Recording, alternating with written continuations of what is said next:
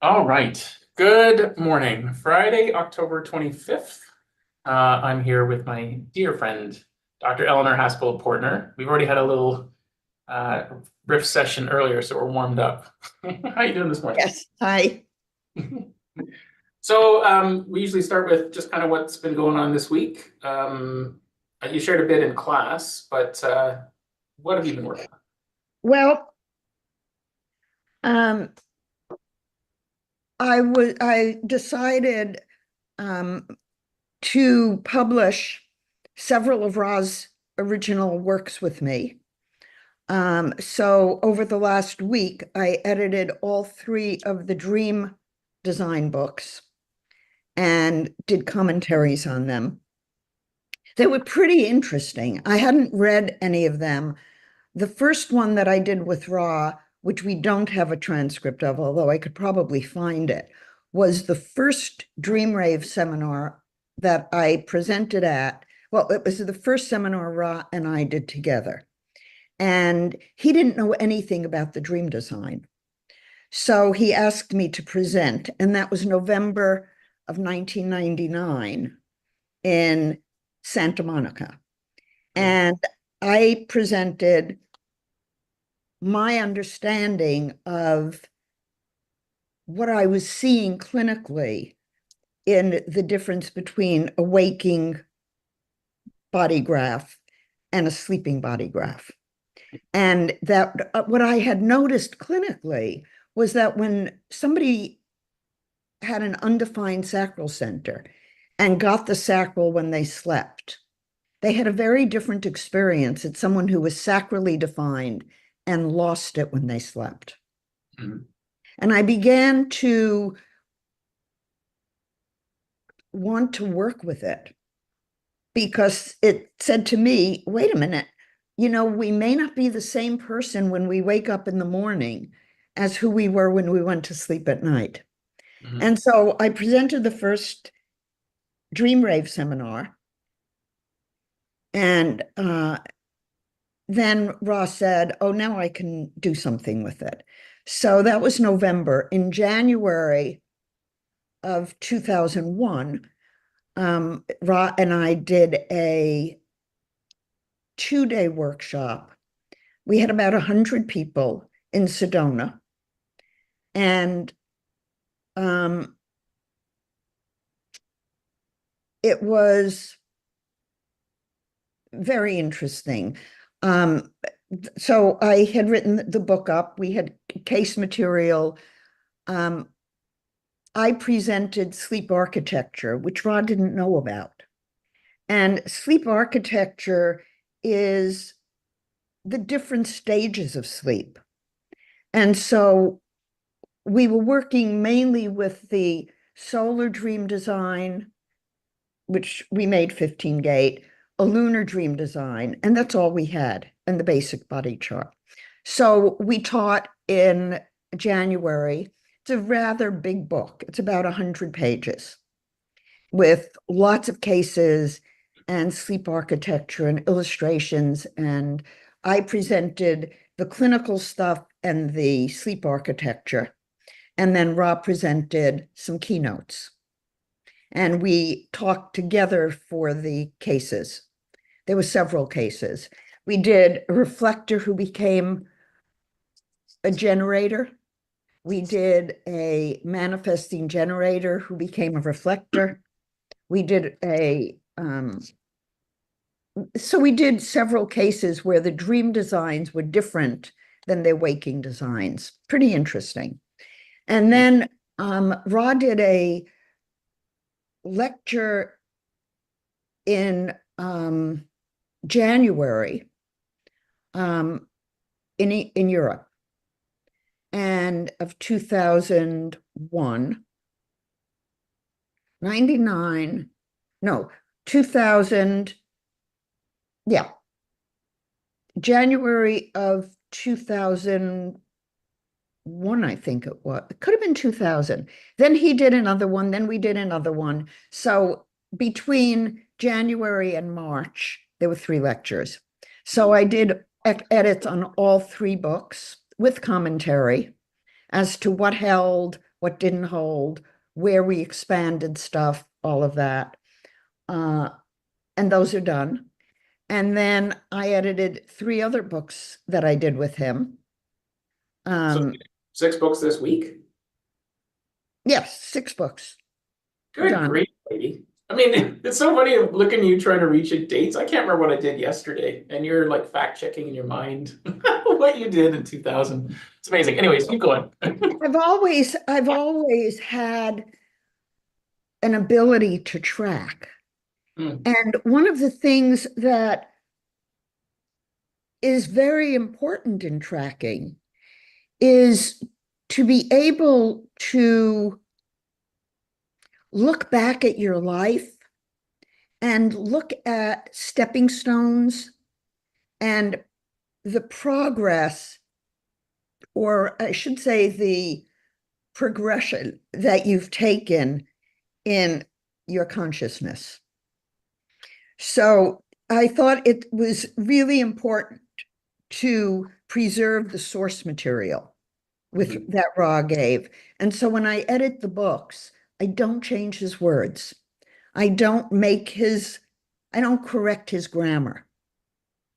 I leave his language exactly the way it was. And then I add commentary, like in some of the primers, some of the statistics needed to be corrected. Hmm. Some of the medical stuff is erroneous.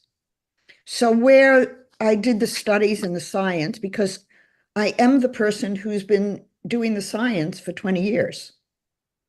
And so I will release, as soon as my book designer gets the books done, they will be released. The 3 dream books will be 1 book, I think, and the other 3 will be another book. And we will combine them as a collection. I did 13 books with Ra, so there's quite a few to do. So I worked on that this week. I'm going to be doing a podcast with Vicki Dixon for the Body Graph people this coming week. And on the 31st of October, I'm going to be doing a webinar for Gitas on the importance of astrology in human design. Mhm. Many human design people don't know astrology. And you need to add in all of the body graph is based on astrology. So to leave the astrology nuance out of a reading of a body graph makes it incomplete.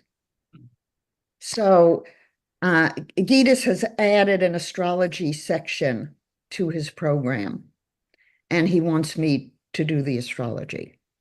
So I'm going to do some astrology for him. I had that one blocked in my calendar, but I have to see the recording because there's a killer pickleball spot tonight. Oh my. It's hard Well, to find times. pickleball comes first. It does, but astrology comes second. That's where I need to sharpen it up. So I'll be watching. Well, you can just read my astrology book. It has everything. I need to reread it then because on first pass, Well,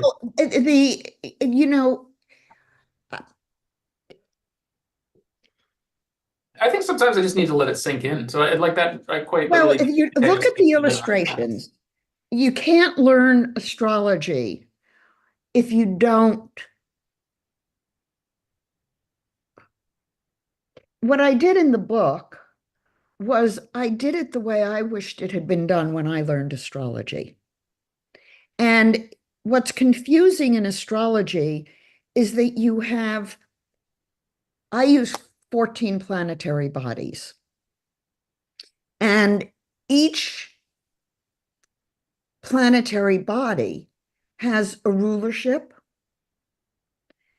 a sign, an element, and the way they come together with the other astrology signs makes a difference. Mhm. So there are a lot of variables to learn, but if you can understand which ones go together and how, it makes it much easier. Mhm. So I did illustrations that, where's my astrology book? Well, and as you say that, I will say, I think for a while there, I found, I would almost guarantee you that former me would have, was still having a hard time grappling with, is astrology a thing? Is it something I can count on? And part of it was that, when someone would say, "Oh, you're an Aquarius," and they'd say, "Oh, you're like this," it never resonated. But Mm-mm. but now when I say to someone I'm an Aquarius Scorpio rising, they'll say something and be like, "That, holy, yeah, that is exactly me." Like it's a felt. I feel it. I sense it. So now I just need to remember it to remember what the themes Uh, are. you can't um, take astrology as sun sign astrology. It's not. What You does that need, mean? when somebody says you're an Aquarius, they're looking at the position of your sun. Okay. But the position of the sun is only one element. Your moon is equally important, and your rising sign is equally important. And in fact, the rising sign is very important because it gives you how you present your personality. And you're certainly more Scorpio than Aquarian Hmm. because of the intensity with which you do things. Hmm. And not everybody understands Scorpions. Hmm. I, I have my sun in Sag. I'm not a Sag. Yes, I am from the standpoint of the house. That Sagittarius rules the ninth house, which is super consciousness, values, Hmm. consciousness, integrity. Those are very important to me. But as a Sag, it's ruled by Jupiter. A lot of Sages love travel. Hmm. I hate traveling. Yeah, you're a homebody. I'm a homebody. And um, I'm very Aquarian. My rising sign is Aquarius with Venus right on it. So many people find me, well, what I used to be told was you're remote. And I'd say, how am I remote? Mm. I'm always accessible. Mhm. But I think it's the Aquarian that may give people and I'm not emotional. Now I have my moon is in Scorpio, 3 degrees of Scorpio. So if you look at, see, in astrology, there are so many variables. So when I studied astrology, I kept saying to my teachers, how would you know I did with my chart what I did? How would you know what became of me? Or looking at my chart, could you predict an event ahead of time? The only astrologer I knew who could really be accurate in her predictions was Catherine de Jersey. She told me I'd move. She told me the day and time I met Marvin. She told my daughter when she'd meet her husband. She taught me how to look at a chart and predict what's up ahead. So, I gotta stop you there though. So does that because she was an exceptional astrologer, or she was psychic and an exceptional astrologer? Like, why did she have that skill set and others might not? do you know what to look for? Okay, so It's that's his that strength. simple. Hmm. Um, Based on, she used she used a chart called a diurnal chart.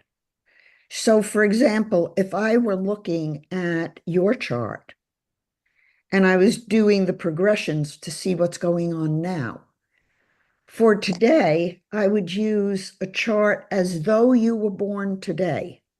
Hmm.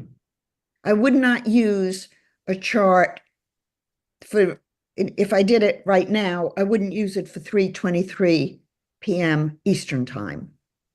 I would use your birth time in today's chart, because that would be what's called a diurnal chart, where it's progressing the ascendant to today based on you.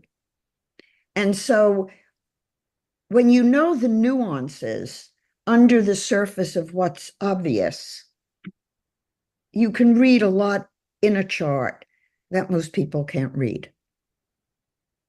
I spent 10 years studying astrology, at least 3 days a week. I mean, you can imagine. I was seeing 30 to 40 patients a week,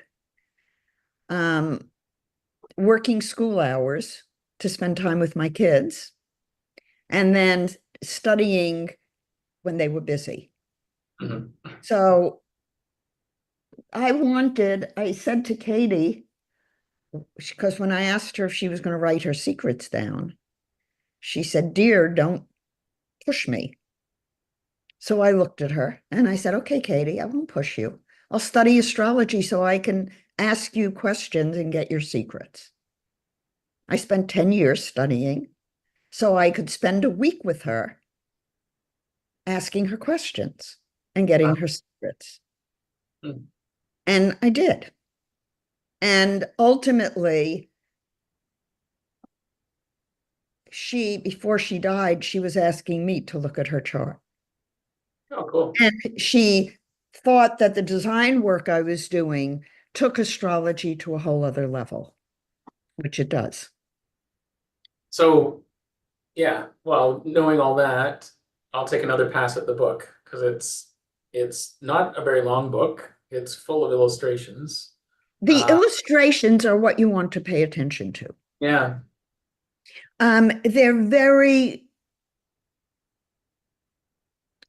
They explain what you need to look at.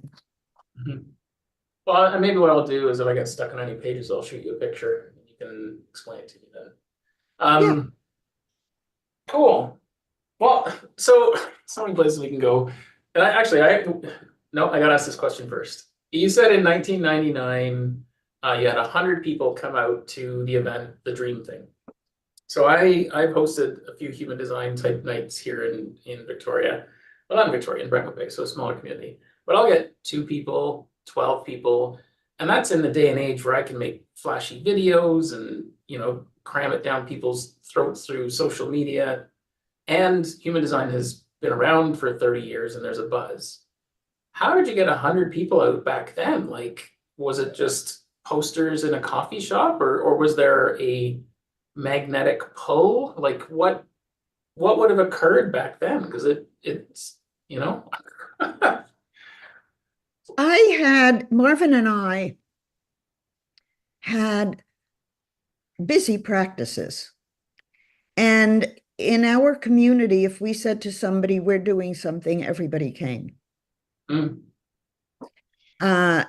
if I said to one of my clients, "You should have a reading with Ra," no questions asked, they did it. So when we did the first webinar, Ra publicized it to his people. People came from Europe. I can name the name of many people who branched off into human design and have nothing to do with since. And it was when Ra was doing seminars and people were coming from all over the world to study. So when you said to someone, "Hey, you should have a reading with Ra," is that all you said, or did you then say, like I think about when I have interactions with people, if I was like, "Hey, you should meet this person," I would give them a heads up about what to expect. Because I gotta think Ra wasn't very personable. No,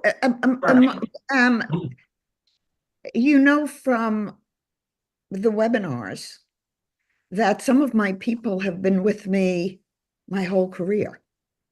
Not in therapy, but because I do other things than just therapy. Especially the people who came to my groups. for 10 years, every 6 weeks. When I do something, they want to know what I'm doing. Oh, for sure. I- So when I said to my clients or Marvin's clients, this guy is coming and it would be worth your while to have a reading, nobody asked the question, they just scheduled it. hmm. Yeah, I I mean, think. when you have the kind of transference Mhm. in a relationship that Marvin and I had with our clients, they did, they trusted us. Yeah. No, that makes totally sense. Total sense. I guess where my brain is going is just hoping maybe it's a desire in me that I would want someone to get the benefits of a reading with from Ra, right? They would have gotten some straight goods. But because of his Weirdness. personality weirdness, someone could get turned off and close And I off. did have one client, two clients, one client who told me he never wanted to hear the name Ra again. And he wanted me to take his information off my computer and not do anything in the human design community with his information. Oh That's how wow. that's how freaked out he was by Ra. I had another client who was a very good client of mine. And after her reading with Ra, she disappeared. Hmm.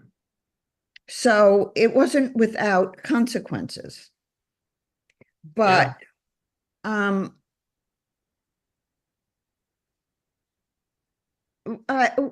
initially Ra was more humble when we first were working with him than he was after his work became more popular. Hmm. And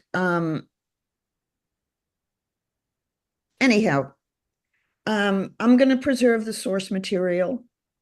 What I do now is very far from the basic human design.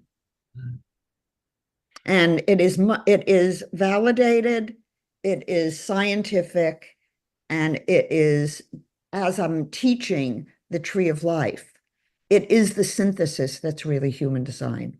Hmm. Okay. Next part is still part of traditional human design. It's something that I've raised before, but I just want to bring it up again because I'm curious to hear what your answer. So the whole profile thing, you and I in traditional human design terms are 3/5s. Mhm. And it's been pretty interesting because I'll have conversations with some of your fans in Santa Fe and the like, and they would all like almost all would comment, "Oh, she's such a 3/5, she's such a 3/5." And I know what they mean by that because I've spent enough What time do they thinking. mean by that? Um, I think at the time it would have been technical challenges, like the concept of bumping into things, which is kind of how that flavor, that's how it floats for me sometimes. The reason I wanted to bring it up again is our conversation before we started today and how people perceive us. And that, what has been explained to me is that the five in my design, so I kind of view it as my outer authority, how the world sees me. They experience me as a five. And so it's this projection. It just always seems like I can't live up to what people assume is going on for me, whether they think I have money, they think I have means, they think I have the answers. So it ends up being this closed off experience I have where I'm want to just chat with everybody. I want to just have a conversation, but I don't seem to get to like if I initiate the conversation, people are like they're repelled. It's a very interesting thing. And what I experienced, I had a good chat with Nami this week or last week, and she was describing how she experienced me last year at the Santa Fe conference. She described me as saying, or described me as I seem to have like I could take you or leave you kind of vibe. And and she thought that was cool, like Fawn's cool from Happy Days. I've just put that in my head. Maybe I'm trying to. Anyways, she didn't say that. But she said that's how she experienced me. In my mind, I was like, how come no one's talking to me? Like the whole time I just felt alone. I felt like I just felt super awkward. And so I just stood and what I end up doing is just kind of like waiting. In human design terms, there's this idea of being in a valley environment. So I would just go, okay, I'll find something that's like the analog of a valley. I'll go sit in that sunken living room and just plant myself in the valley and wait to see what happens. And sure as shitting, someone would eventually come up and it'd be the best conversation of the day. So it was felt correct for me, but that was really eye-opening for me because I recognized that I was giving off that vibe, but it wasn't what I wanted. Like it was non-intentional. So that resonates to me about this whole five projection thing and just how people seem to experience me.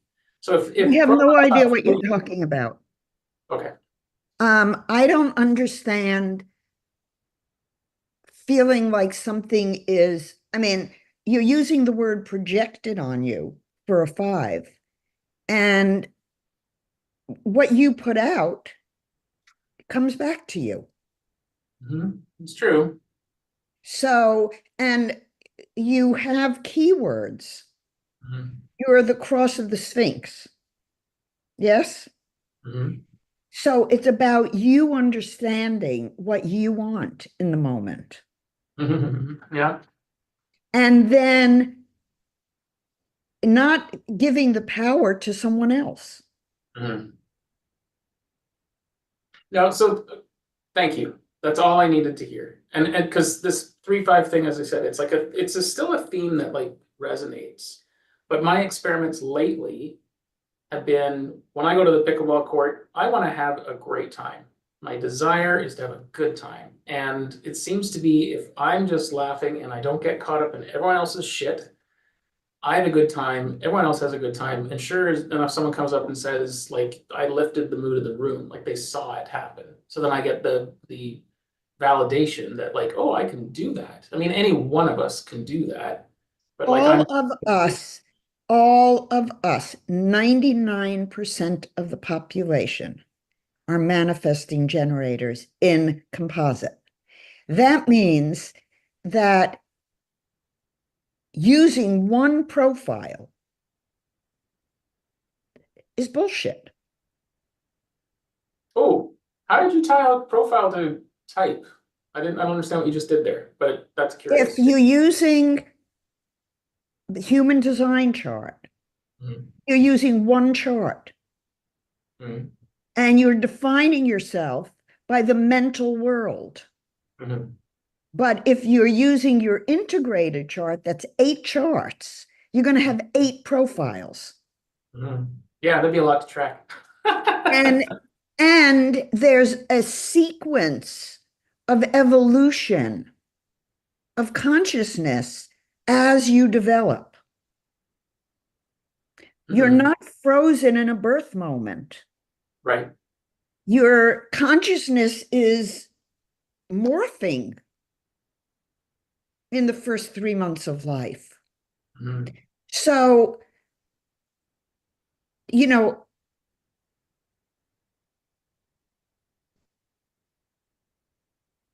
I don't think it's psychologically sound to Mhm. label yourself 3-5 or, oh, I'm a generator or I'm a manifester or I'm a this or that.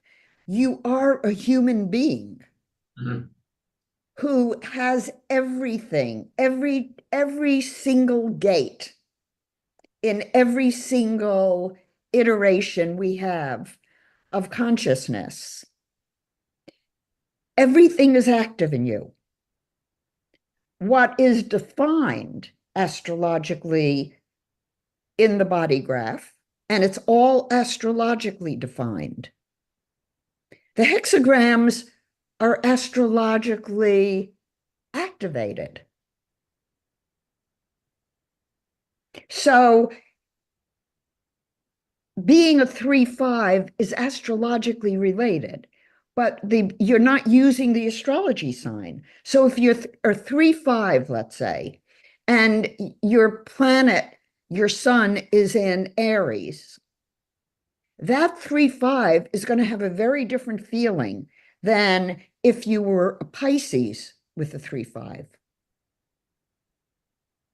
It's a completely different way of being.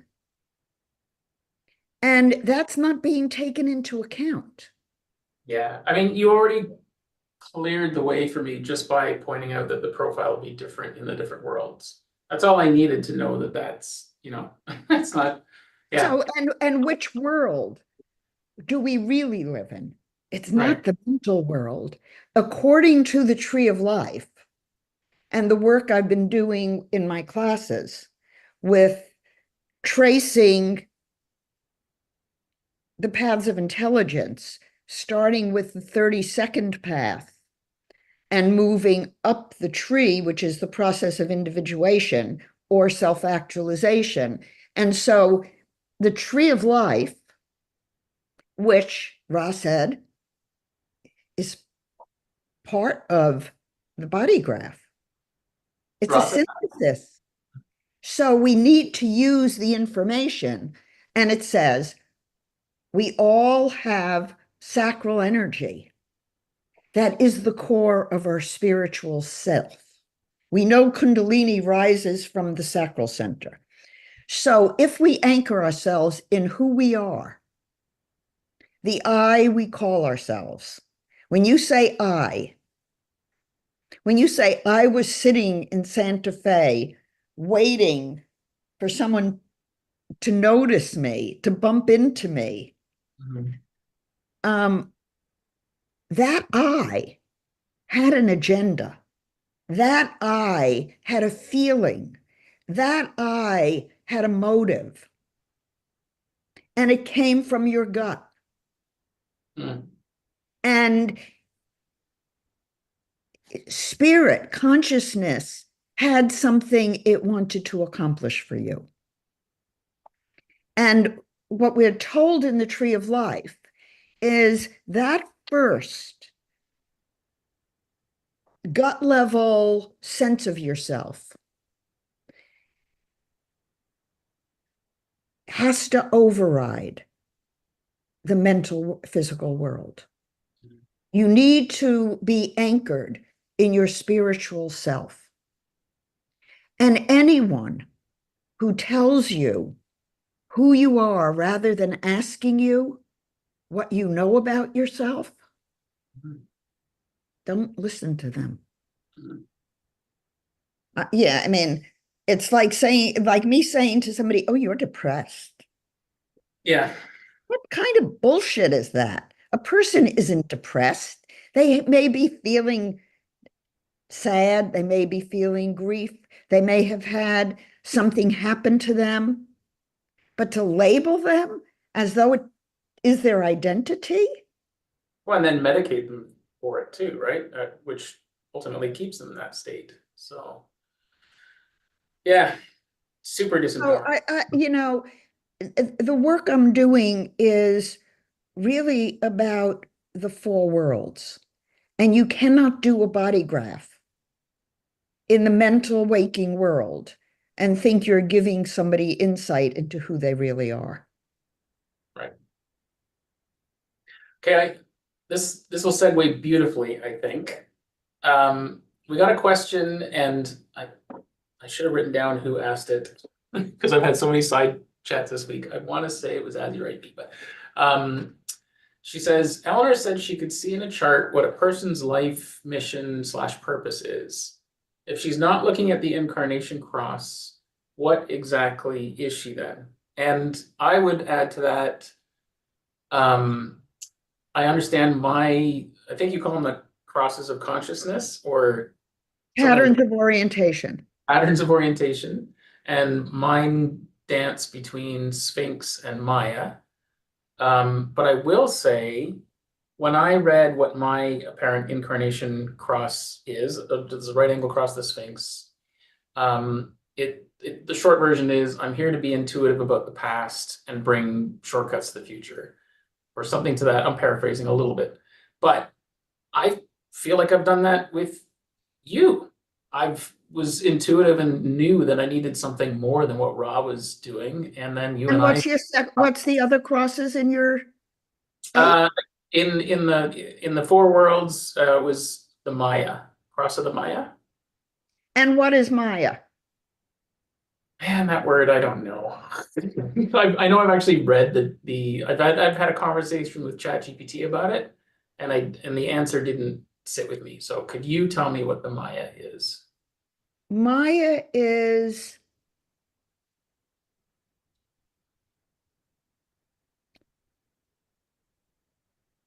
what you experience in the cosmic soup. When you're probing to understand, is you wanting to go into the Maya, Mhm. the bigger ether that we live in, and make sense of it so you can understand it because you came in on the pattern of the Sphinx. Self-knowledge. You're Mhm. constantly seeking self-knowledge Mhm. more than anyone I know. I get texts from you every day with new things you're exploring. Well, you only get 1% of what I'm exploring. But that's the point, Sean. You are seeking after understanding of the consciousness that's bigger than you are Interesting. as a way to understand the nature of yourself. And it's not your life mission. Mm. The nodes and Chiron, in conjunction with the astrological planet and sign, determine the nuance and the interpretation of what might be your life mission and how you might manifest it.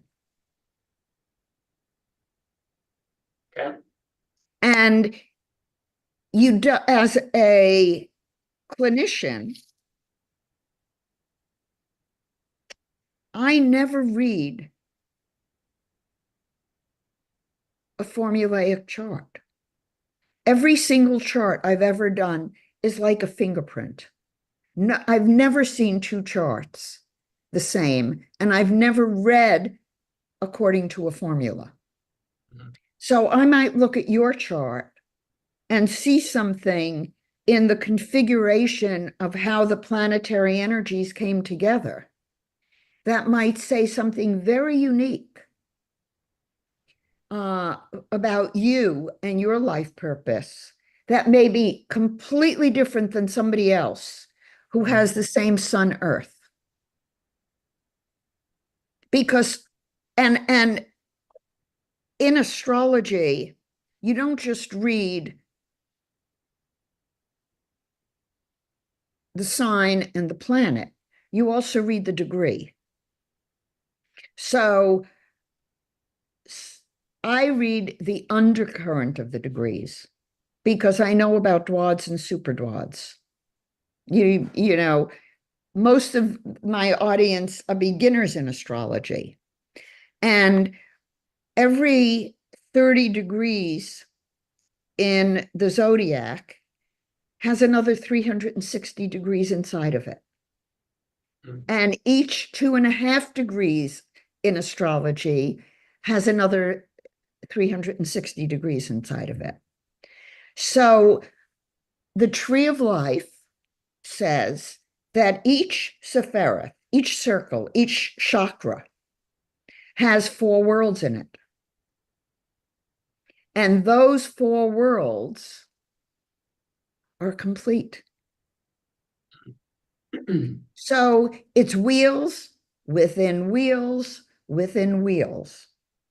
And you can go as superficial as you want, which is formulaic, which is sun sign astrology, the kinds of things you read in the newspaper or online, And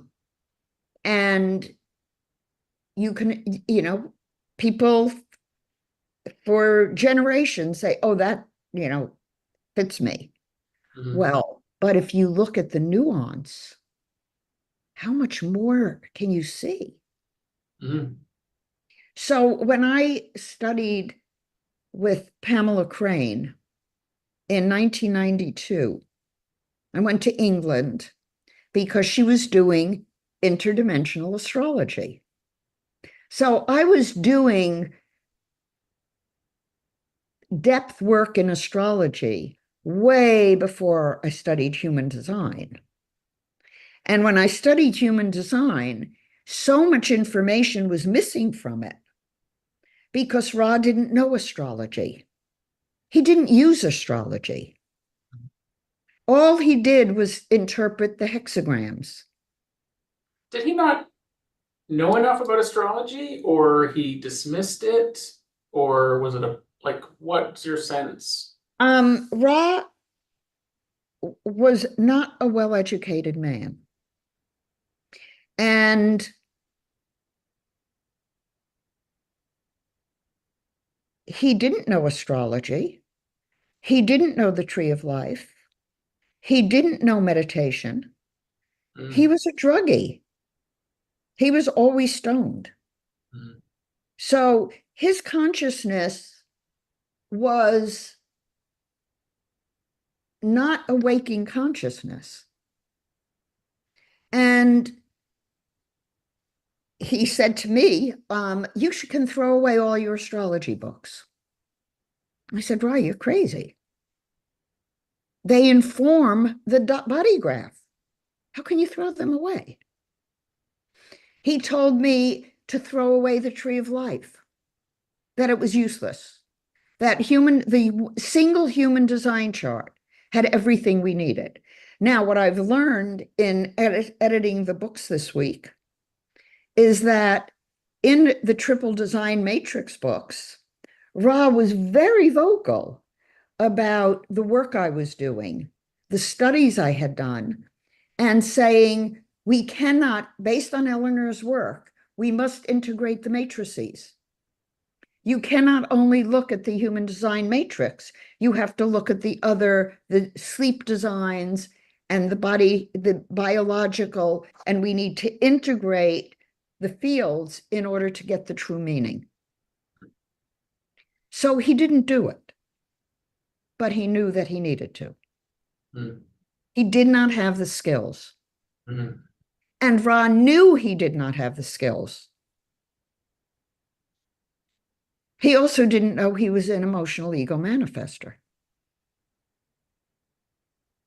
He didn't know that. No, That he never did his multidimensional designs. so what was he in the in? He was already a manifester, right? He was But he an wasn't. ego manifester, Okay, but he just wasn't emotional in his basic chart. right. Oh, that's interesting. Yeah, because And okay. he was so emotional. And, we've studied in my class over the last week, the 29th path of intelligence, which has to do with the solar plexus. And the tree of life is very clear that the initiation of that path of intelligence, called the corporal intelligence, is telling us that when we're in a body and when the real world, the waking world, triggers us, don't react. Mhm. It says you have the splenic center.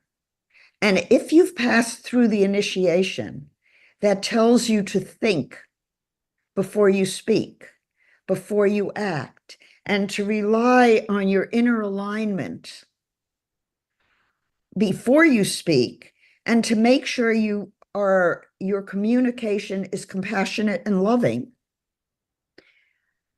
Then you can go to the other side emotionally, and you can stop and wait till you're clear emotionally, and then you're not reactive. Interesting. A couple of, so one of the things there, he didn't know he was emotional. And then I think of some of the videos I've seen of him, especially the highly produced ones. There was this one series, it was all in black and white, and it had this real spacey music in the background. He was sitting cross-legged in a chair and it would kind of float in on him. And he'd always talk about how he's non-emotional and he's just sitting there and he's just breathing. But the other stories I've heard of him about him is that's not what he was like in his interactions, right? So it was more He was very emotional. I saved all of his emails, by the way. oh, So I, I mean, he would get angry at Zeno and Chaitanya regularly and write them off and say, fuck you in an email mhm, and be very, very active. I'm never working with you again. I'm never speaking to you again. This isn't, you know, and then 2 days later, they'd be best of friends again. mhm.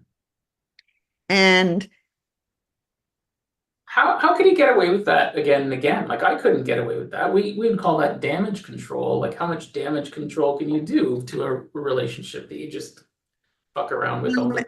when people are dependent on each other, there's a codependency.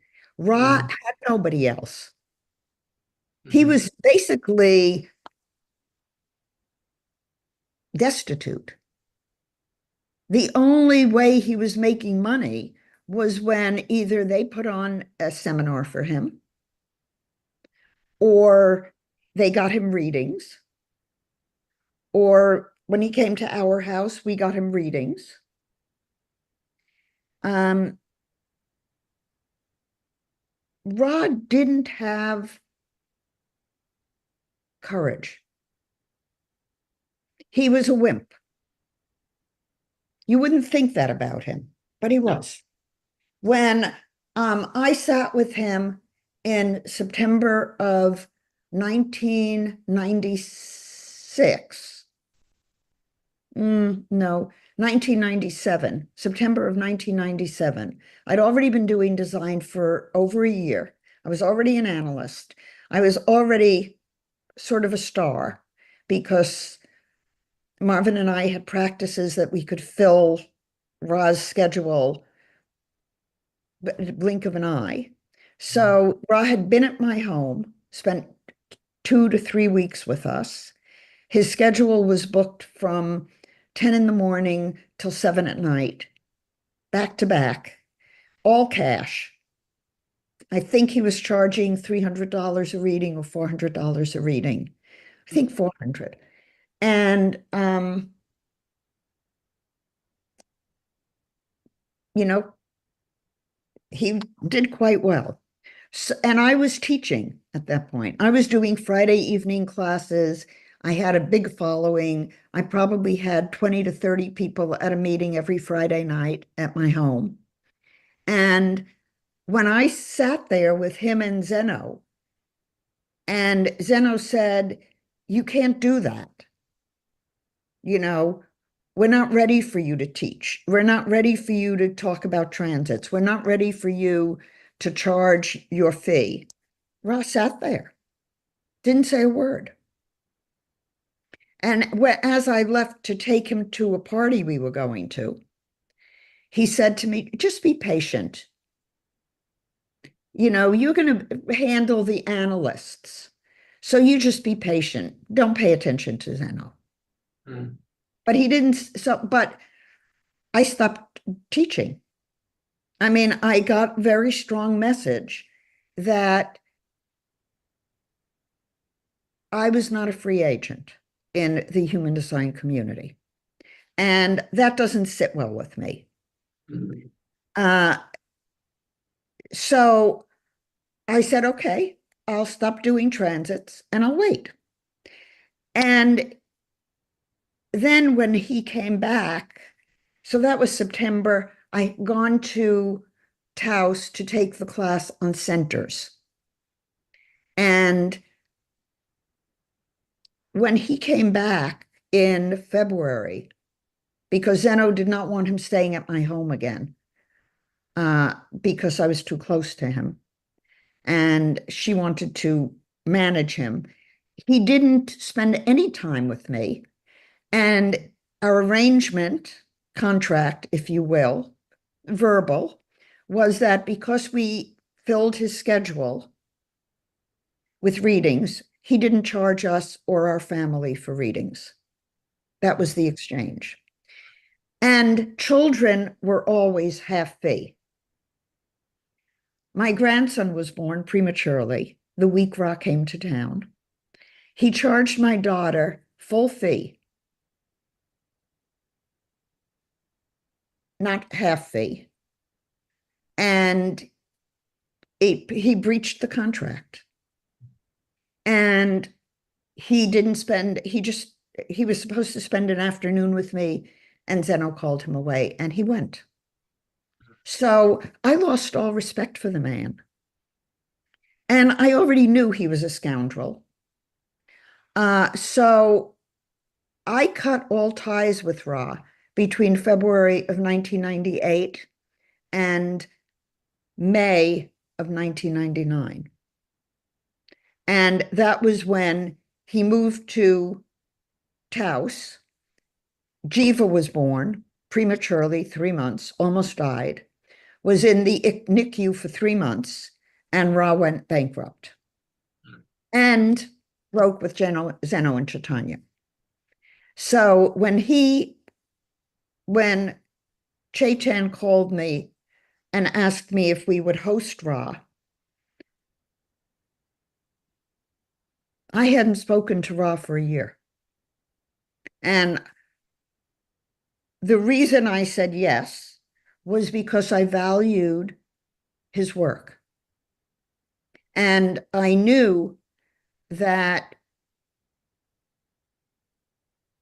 the work I was doing with it, which was far more in depth than what Ra had taught me, was helping my clients. And I was already working with astrology with my clients. So adding in this piece was just another way of looking at data I already had studied. And because I was an astrologer, every chart I did, I went and put the astrology in. I didn't just look at hexagrams. They didn't mean much to me, even though as a Jungian analyst, I had studied the I Ching. So I knew the I Ching, I knew astrology, I knew the tree of life, I knew developmental psychology, and I knew way more of the integration than Ra knew or that any of the human design people knew. So when Ra came, I'm not going to have time. When Ra came back into our life, it didn't take him very long to ask us to do the research and form a partnership with him. And he was already on the outs with Zeno and Chaitanya.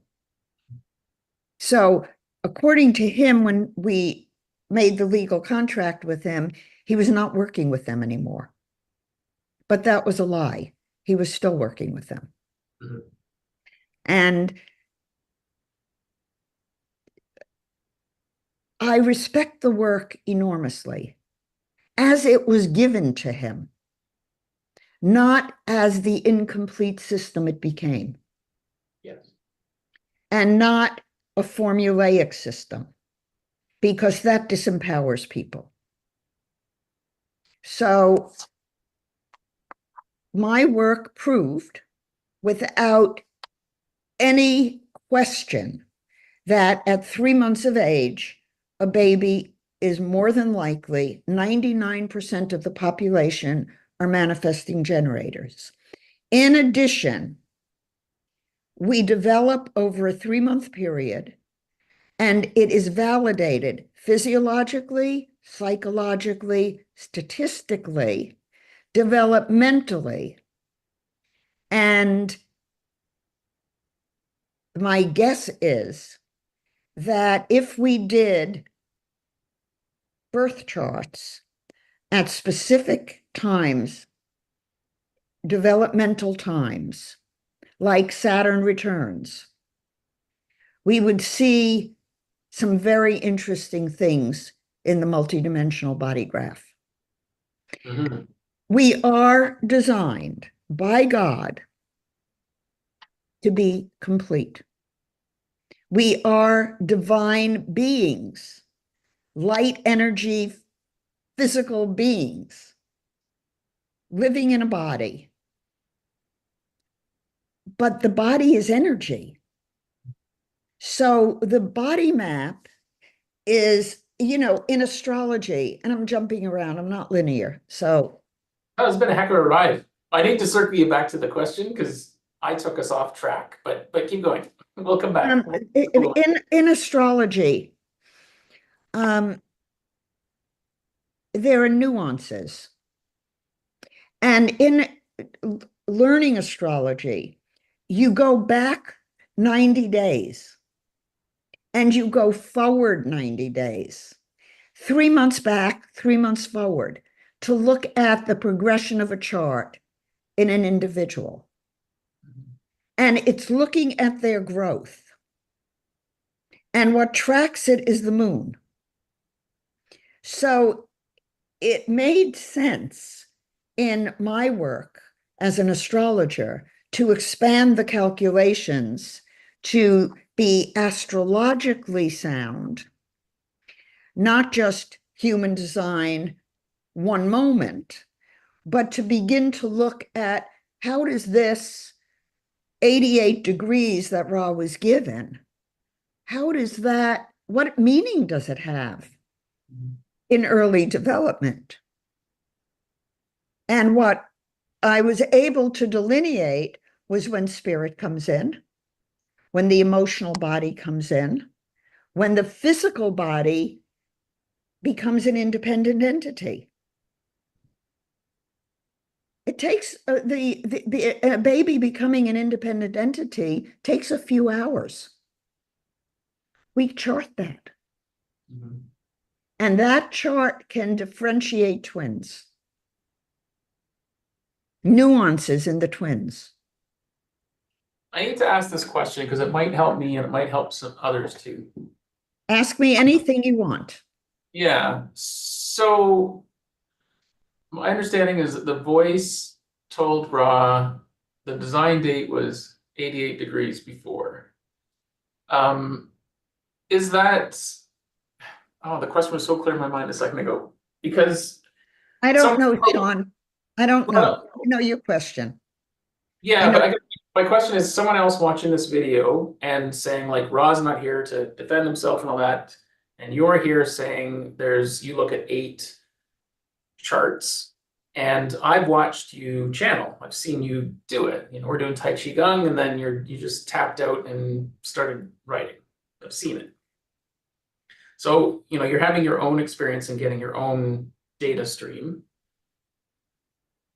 I'm trying to say like when Ra people, said in his books with me, Ra didn't really want to work with me.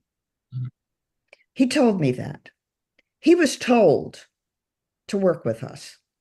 was he intimidated by you? Was he didn't Probably. want to be outshone by you? Where do you think that was at?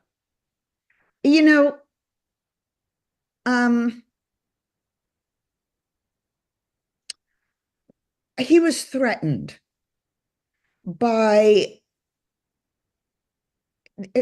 Ra's whole purpose, as he told it to us, was to leave a legacy for his family, to make enough money that his family would be okay.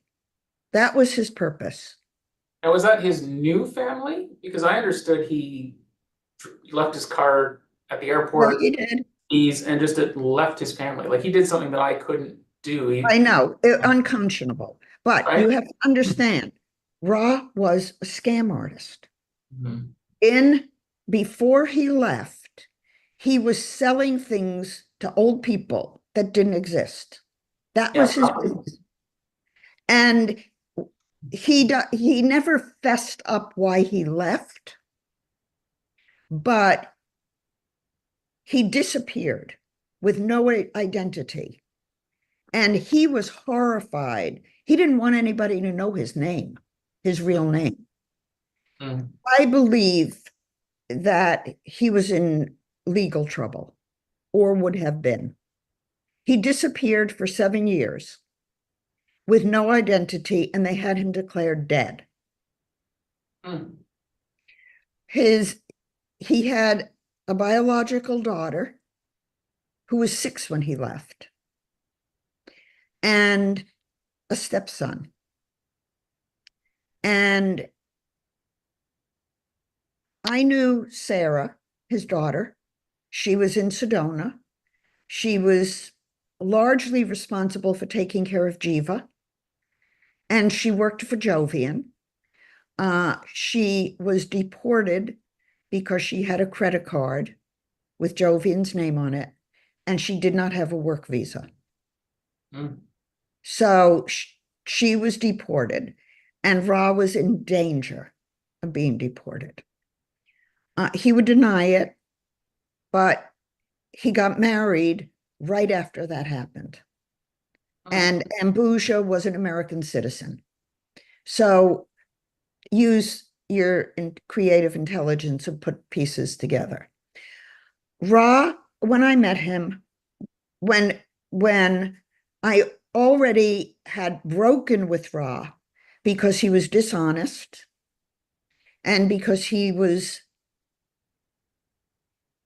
not willing to stand up for what was right. Mhm. And he did not treat me as the professional I was.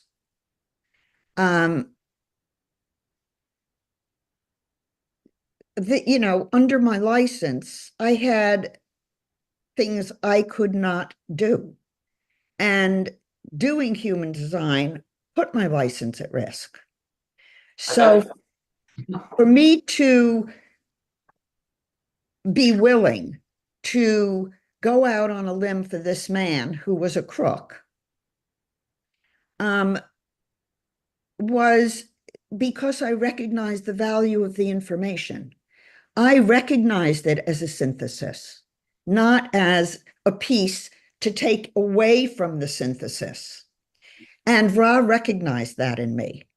The first day I met Ra, number one, I was a sannyasin. That got me a lot of points. That had already caught his attention with others, yeah. Well, most of his people were sannyasin, Mm. you know, uh, from one cult to another.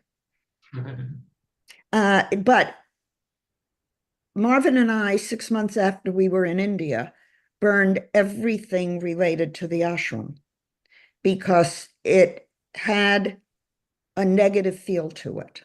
And the energy around Osho, Bhagwan, when we knew him, changed. Really, eh? You can We sense did it. not want to be around it, and we did not want anything.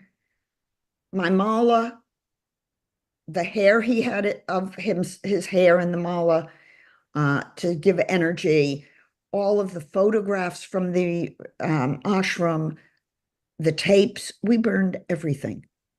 We did not want the energy in our home. So I didn't feel that way about Ra. I thought he was a dishonest man, but I didn't think he was a crook. You know, I thought he was a sad man. Um, he was not healthy. He ate a very unhealthy diet. He and his wife had some arguments about it. And he would tell her not to be the food police. Um, I spent a lot of time in 1999, in June, when he asked us to work with him,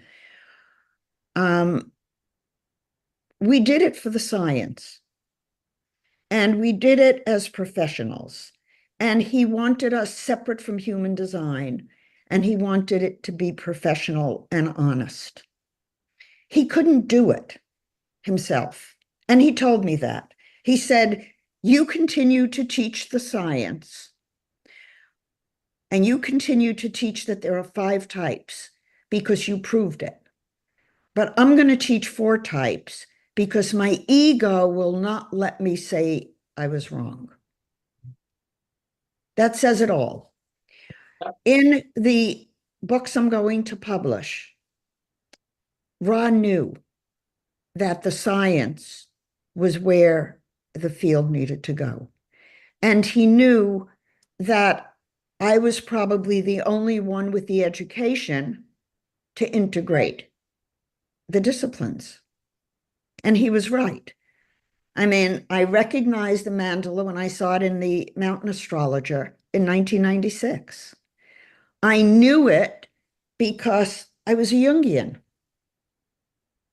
I'd already studied the I Ching, and putting the pieces of the I Ching together with astrology had been something I'd been wanting to do for years.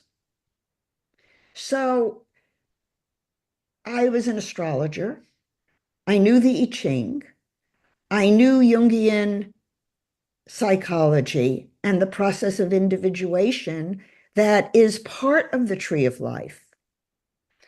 I've already had done a study that had 295 variables, and I did an analysis that had never been done before in my dissertation.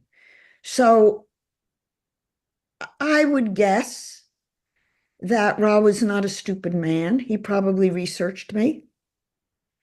And he knew that Marvin and I was in the movie business when I met him. I had celebrity clients on first run TV shows. I was at the studio every day, in addition to my practice. So you saw connections as well, I suppose. What? You saw connections as well, like, yeah. Yeah. I mean, I had celebrities. Ra liked celebrities, and he thought that they could put him into the public. And he saw me as having a high-end clientele that could also be of use to him. And it was. He earned thousands of dollars when he'd come. Do the math. $400 a session and maybe 7 or 8 sessions a day. It's a lot of money. Pays the bills. So, I know who Ra is, and I wouldn't be putting out his source material if I didn't value the work. But I'm a scientist, and Ra asked me to do the science and tell the truth. He wanted that. He knew human design, as he was teaching it, was not going to have longevity because some of it he made up. And some of what he ended up teaching when I broke with him had no scientific validity. And it's grown legs. And what? It's grown legs since, right? It's grown, yeah, it's been marketed for a long time, and it's become I heard from somebody recently that the PHS system and the business system, the BG5 or whatever, was vetted and proved to be bullshit. And when I looked at the Penta, at your suggestion, from a psychological, organizational standpoint, it has no ground. It is, number one, you're using a human design body graph. 99% of the population are a single definition manifesting generator. Most people have some of the Satsuma channels. Everybody has them in everyday life because we all exist in a 64 gate, 33 gate, 25 gate, and 15 gate matrices. We have a physical body that functions with no mental control. Sorry, you just said something there that short-circuited my brain. So I just want to check on this. You said in the fully integrated composite, 99% of people are a single definition manifesting generator. That's right. So what's curious is in the mental world, I am a single definition manifest generator. In the four worlds, I am split definition. So I go from being going to the 1%. Now that just screwed with my head. So Right. it's just really made something like I'm gonna have to observe that now because that's fascinating to me. And I will say, Sean, you already have observed it. yeah. And you've already expressed it. You've already said when you were sitting in Santa Fe last year, you went into a room and you sort of relaxed and you waited. That was the split. Well, no, that's fascinating to me because I've had a couple of conversations this week with Name, and she has the 4323 channel. Well, that would bridge my split. And our conversations, not only is she saying what's in my head to me, and or it comes out of me easier as well. And I've also realized if she has the 4323, she's a channel. Pure and simple. Yeah, and I can tap into it. Crown to ajna connects to the throat, or ajna connects to the throat, is a channel. Depending which world, if it's the emotional world, they're a different kind of channel than if it's just the mental world. But you're a channel too when you get hooked up. Well, and so, but that's what I mean. That's what's kind of exciting to me, and it's connecting the dots. Chaitan had said the 4323 is knowing without knowledge. And that's how I use ChatGPT, for example. For some reason, I'm able to just have a straight up conversation and it gives me access to all the knowledge that I'm too much of a squirrel to go and put my time into. But make sure you check it out. Oh, for sure. But I'm getting really, really good at that conversation that can you trust anything? I don't know, but I'm able to really, really get that's just fascinating to me. Anyways, I want to check with you on time, because I want to still circle back to that question because we went on. Let me just say, before you circle back, let me say one thing.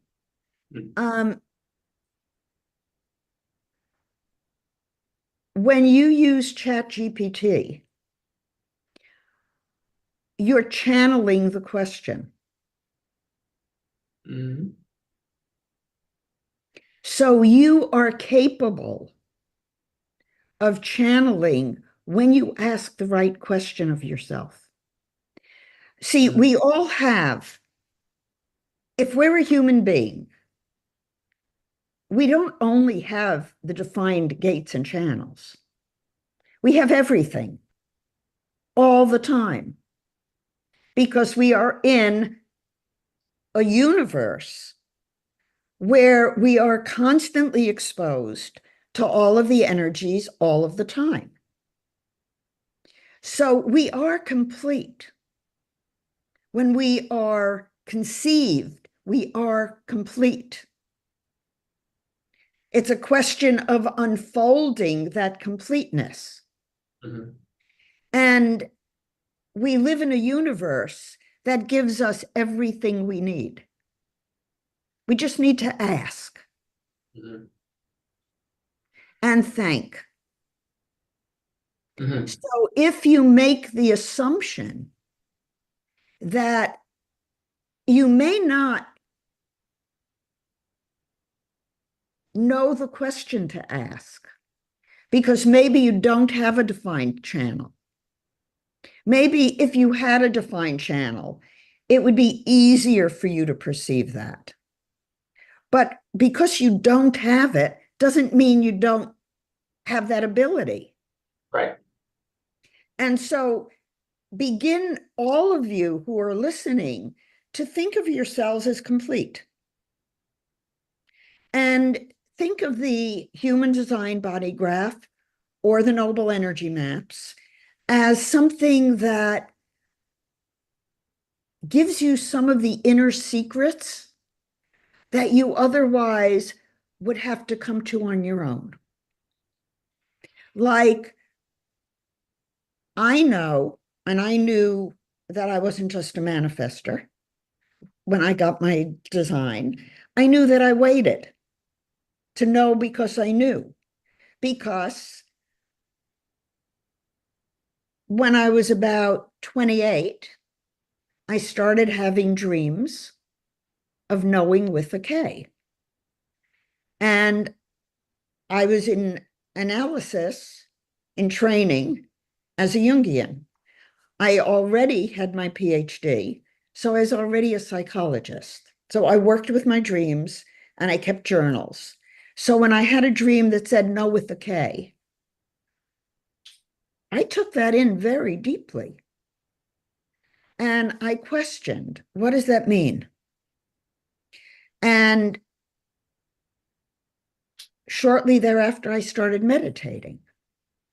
So the design chart, whichever chart you use, whatever system you use, whether it's human design or noble energy maps or Enneagram or the tree of life or Christianity or Judaism or Muslimism or whatever you do to connect with the divine, you're connecting with a part bigger than your mind, bigger than you know yourself to be. And what you're doing is you're gathering.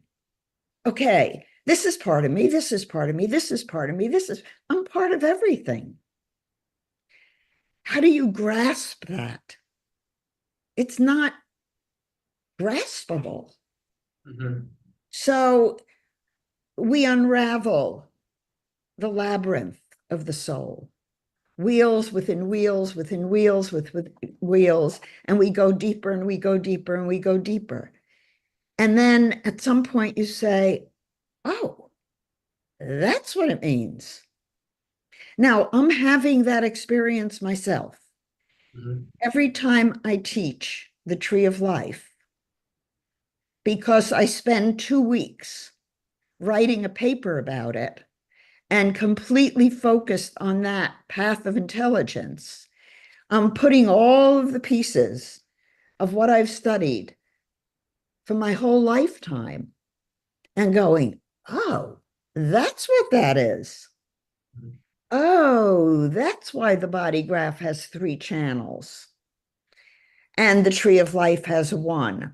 So the body graph for me in 4 worlds, 4 matrices, is decoding the tree of life in a way I've never seen it decoded before. But it's in a language that's graphic for me and brings together the astrological aspect of the tree, the symbolic aspect of the tree through the tarot cards, the intellectual piecing together the different fields. Now, the tree of life, some of you may know, some of you may not know, integrates alchemy, the Hebrew alphabet, gematria, divination, color and sound and tattvas, and biblical references. So I just counted 8 fields. And 6 of them I then understand what? a little bit. 6 of them I'm a little bit familiar with. What's gematria? What does that mean? Gematria, well, you know it. It's numerology. It's Oh, when you take a word or a symbol and you look at the alphabet, the Hebrew alphabet, you translate the numerology of that letter to its meaning. hmm. And its meaning might be in many fields. My gematria book is over 1,000 pages, handwritten in the Hebrew alphabet, putting the correspondence between the Hebrew alphabet, English, and its numerology, and then tying it back to the path of intelligence and the center in the tree of life, and the musical note it corresponds to, and the color it corresponds to. Really? And then So, we could go further. Essential oils, mhm. right? You've been playing with uh, tuning forks. So the frequencies, now each line of the hexagram has a frequency. Mhm. Everything has to have a frequency or you couldn't differentiate it, right? Mhm. So it's, you take it to its minutest level. We could take it to its microscopic level. So I want to. So when you say your gematria book, you've created one, or there's one that you refer to? Because either As way. I did my 20-year study on Mhm. the tree of life, every time a new word came up, I would calculate its numerology in the Hebrew alphabet, going back to source, and then write down what it symbolized. Hmm. I think I showed you my gematria book when you were here. A big white notebook. It's about 1,000 pages or more, I, all no, handwritten. there was a lot of books there, but I don't recall that one. That would be interesting to just even investigate one and see what comes up. Okay, I gotta be just make sure. How are you doing for time? I have 2. I have a half hour. Okay. Oh, good. I have You have some questions and or I have people have 15. I have questions. 15 minutes. Well, I want to circle the wagon. So a couple things. One, circling all the way back to incarnation cross versus Pattern of orientation. pattern of orientation. Um, and we talked about Sphinx and Maya. And as you were describing Maya, like this is circling way back, but like I heard a woman describing the neutrino stream or uh, dark matter as being like if dark matter, if we could see dark matter, we wouldn't be able to see anything else because it's about 80% of what's going on. Is that would you say dark matter and Maya kind of correlate? Like it's I the have no energy? idea. I have Because when you no talk idea. about cosmic soup, right? So my mind's still spinning on that one. But then back to the original question, which, by the way, Irene's in the chat, and sorry, Irene, that was you that asked the question. So the question, coming back to that, is Eleanor said she could see in a chart what a person's life mission and purpose is. So then we went on this huge ride, which was a blast. But circling back to that question, how do you do that? And could we do that right now with my chart? Because I'm selfish and want to, like putting the incarnation cross aside, what is my chart mission and purpose?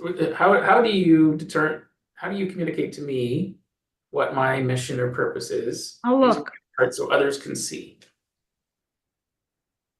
I just have to find your chart.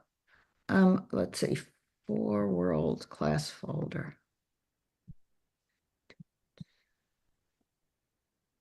class charts.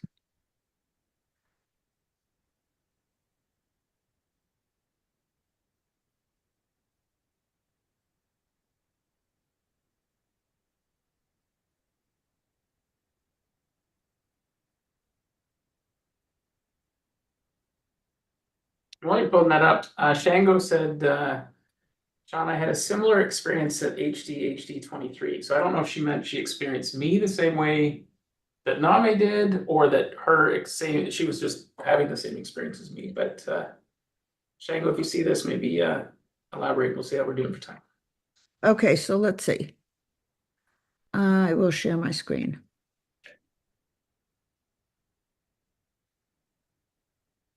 Oh, let me move this out of the way. You probably don't see the other stuff on my screen. Okay.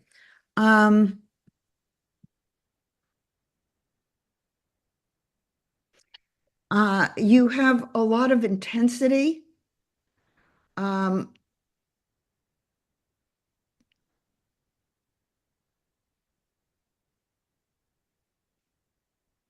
The other thing I noticed, I may be oh, looking in the wrong place. In previous charts, it would say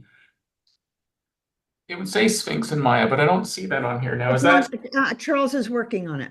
okay? I actually, I lost, this is the only program I have at this point and my astrology, because uh, my PC is on Charles's computer. We got it back. I worked on it this morning to get illustrations for the books Oh, because good. I wanted to go back to my original. Okay, so let's stay focused here.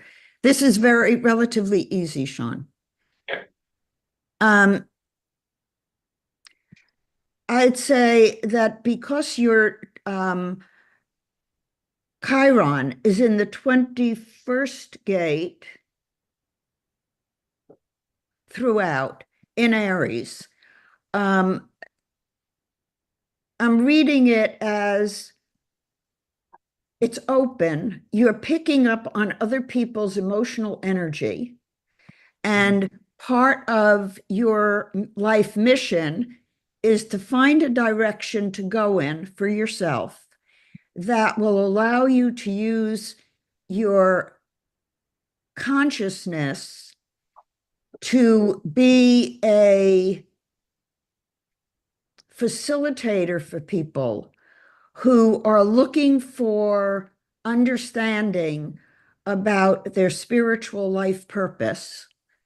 And one of the challenges for you is that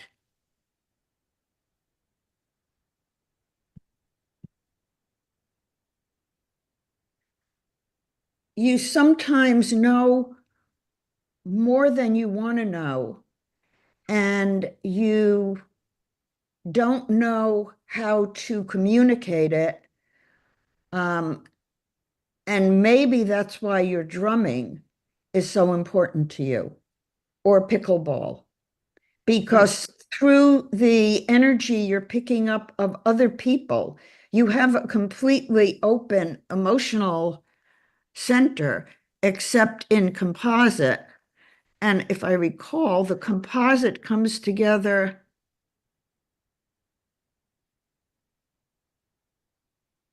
through the 1222 in the emotional angelic world.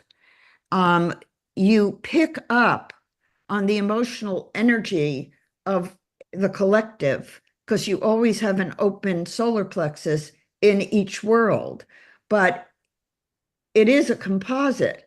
So the you have to ask yourself, if it didn't come in until you were 3 months old, and when you were 3 months old, you suddenly were aware of the emotional energy around you and felt in some way that your life purpose is leading you to be responsible for transforming emotional energy around you for the other people, then you have to ask yourself,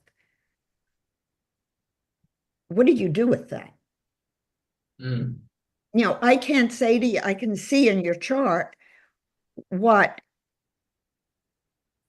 the pressure is on you to be able to manifest that. And it troubles you when you don't know. Mhm. Yeah. I can even speak to examples real time. I think and the pickleball court is an amazing playground for me because I'm just surrounded by people and noises and distractions. Someone's my partner and then they're my opponent. But there's been a couple times where But look at what it does, Sean, for you. See, in the pickleball court, everything's connected. You're picking up on the emotional energy around. And by your response, you can transform some of it in the game. But your split is connected because there are people around you. oh, So I think yes, okay. functioning full circuit. Do you see it? Uh, the last thing, so something you said there just connected for me. Right. My split is connected on the pickleball court just by nature of all the elements around me. Exactly. Yeah. And because you then have it connected, you know and see things that you could not otherwise verbalize to yourself. Hmm. Yeah. So how is that? That's my purpose is to help others. It's something you said earlier was something like helping others I'll show you. connect with their I'll show spirit. you. I'll show you. I'll show you. Okay. Prenatal sun is in Scorpio and Taurus. The first gate is out of the cell center. The second gate is out of the cell center. They're in opposition to each other. The 2 is the direction of the self. The 1-8 is you making a contribution. The 1-8 is also active in the spiritual design, but you lose the 1. Hmm.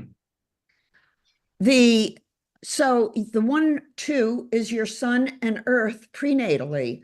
So it is sort of feeding underneath the surface, your unconscious. It turned into 713.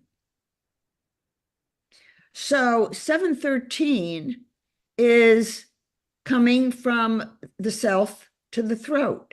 You have 1, 2, 3, 4, 5, 6 activations out of the self center.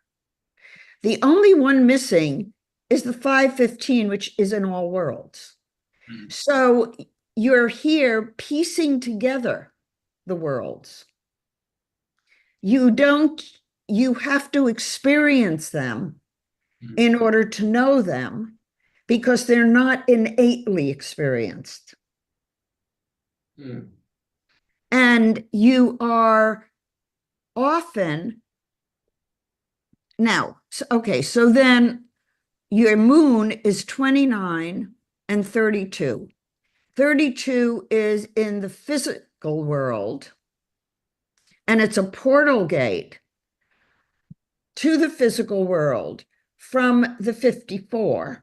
And you get the 54 in the postnatal, and it is the 54 is the moon.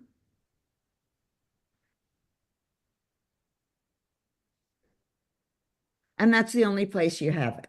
So it's really hard for you to hold on to it. And so the 54, and you have 54-5, is goals. And it's in the emotional angelic world as well as the physical world. And you have it in the spiritual world. So what it's doing is activating that channel in you. And it's activating it in you on an unconscious level. Because remember, every channel in every body graph exists in all of us 24/7. Mhm. when a transit or when it is activated at a critical time in your development, it simply gives you a nuance when it comes back. It's a familiarity with the energy because it's like a critical time in your life. You know, think back to the day you got married. There are memories from that day that are easier to pull up than if I said, think about Saturday 2 weeks ago. You might need to go back and look at your calendar to remind yourself of what you were doing. But the defined channels are like those memories on an important day. You pull up the energy faster because it had an impact on your energetic field at the time. So we're not locked into them. We're still fluid. Everything's moving, everything's going on. But when one of those channels in one of those worlds gets activated, we go, oh, yeah, I remember. And what are you remembering? The I, who is you. What you know because you know because you know. And that is self-actualization. Remembering everything, all knowledge. At the moment of death, we have all knowledge. And as we are reborn, we forget. So the body map is reminding us of what we already knew and know. So when I'm looking at and maybe, Sean, we should do your chart on our next podcast. Sure. Because I can't do it justice, and I know you're out of time. Yeah, I would love to dig in again. And it's interesting reviewing the information like a do-over. You know, when we met 6 months ago, it was all so overwhelming. I was just, I could feel it in my body, but I'm starting to actually be able to follow your process. So as homework for a reading on your chart, go to my document or my presentation in Santa Fe on the self-center and the paths of intelligence in the tree of life. You may not be there in those paths yet because you may still be stuck in the 29th path of emotional reactivity. Yeah, I feel like I'm making progress there, though. Like that, quite literally, is I can feel it. But you see, you can't, if you don't work through each step. The body graph integrated the tree of life. The tree of life tells us where we have to master first. It doesn't matter what your design is, you have to master it with the design you have. Yeah. So you look in yourself for what is the challenge and where are my gifts to meet that challenge. You never wait for somebody else. You only wait till you know what you know because you know it. And let me say, I would recommend, and I recommended it in my webinar yesterday, that all of you go watch The Wizard of Oz with Judy Garland, made way back when, because it talks about the four worlds. And Dorothy wanting to go home is to go back to her own spirit, her own home, autonomy, where she was comfortable. But each of the characters she met is a world. Think about them, identify them, Think about them in your own life. All we're doing is laying out ways to master the challenges of this waking world. And we are coming up to an election in the US that is probably the most important election in the history of America. Mm. And if it goes the wrong way, the world is going to suffer dramatically. Mm. So we're at a very critical time. And it's part of why this knowledge is coming forth. My work is to tell people that the field of psychology has not told you the truth. You live in four worlds, not just the mental world. And the spiritual world is where you need to anchor yourself. Because without living your own spirit, you're never going to find joy or peace or happiness. Do what you love and love what you do. And if you don't love what you do, think about a way to find the way to get where you can love what you do. I've never worked a day in my life because I love what I do. Mm. And even though I didn't love school, I loved my goal enough that I put up with something to get me there. And all the work we're doing, all of the studying that you do, all of the probing you do, if it's in service of your higher self, it's going to bring you joy. If it's not, do something else. Yeah, I've been You, playing with that a lot this week.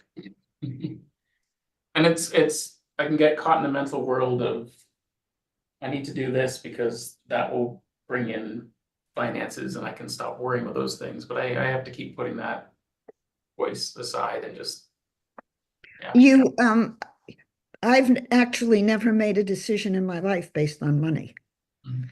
uh, because I've done what I loved and I've done it the way I've loved it. And that did put my license at risk, but I did it anyhow. So do what you love, Sean, Yeah. and it will bring the money, Mhm. but don't compromise. No, totally. And the word faith, like, uh, I was, before it was like I was hoping, I was hoping things would work out, and that's not how this works. I have to faith in the process, so. You have the skills now to do what you love. Mm. Um, you just have to find your vehicle. Maybe it's teaching pickleball. It's crossed my mind. You love pickleball. If you can find a way to use pickleball as the vehicle to teach people consciousness, then you'll be doing what you love. I've been running an idea through my head for a while here, so I'll run it by you here quick, and then I gotta go. I was calling it pickles and cheese. So it's pickles and then cheese like QI''S. And the idea is, pickleball is the fastest growing sport in the world. There's a lot of people playing it, but being on that court, you need to be focused. You need to be aware. You need to be mobile. You need to conserve your energy. So I just kept thinking like a combo meditation, Tai Chi Gong, breath work class that's really about, Does your studio have a pickleball court? no, but I was thinking I would just sort of schedule these things before people would have games in general. Like come, show up as your best. Okay, so Sean, Mhm. take some time and lay it out. Lay it out so you could be doing most of it in your studio, where you're teaching people skills they're going to need. And then you take them to the court and you test it out. But design it. Take it seriously. Take the two things you love doing and do it. Yep, I'm pretty close. Thank you. Good. Okay. Okay, thank you. Margot, that was a blast. We'll talk soon. I'll do that thing where I make this look pro and put an ending on this. Talk to you later.